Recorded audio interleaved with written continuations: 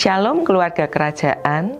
Hari ini kita akan merenungkan firman tentang iman yang diuji, iman yang melayani.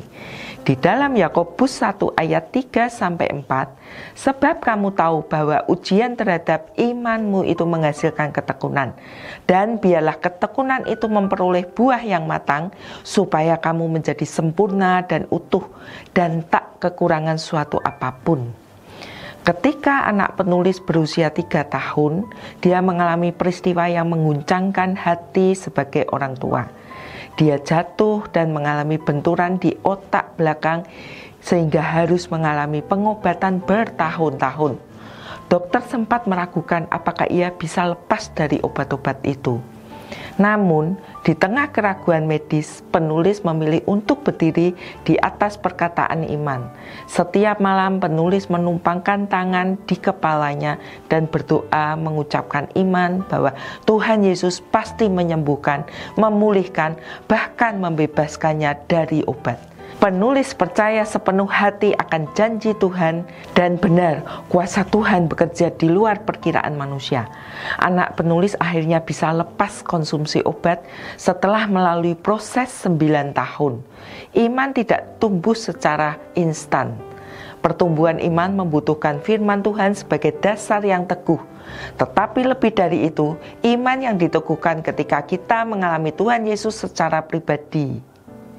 Saat kita melihat pertolongan, penghiburan, dan jawaban doanya dalam hidup kita, iman kita menjadi semakin kuat dan berakar. Ada kalanya doa belum dijawab, mujizat belum terlihat, bahkan keadaan semakin berat. Namun, disitulah Tuhan sedang mengajar kita untuk percaya bukan hanya pada hasil, melainkan lebih pada pribadi Yesus yang setia. Pengalaman pribadi bersama Dia membuat iman kita semakin tak tergoyahkan. Dan akhirnya iman yang sejati akan diuji untuk dibawa naik ke tingkat yang lebih tinggi.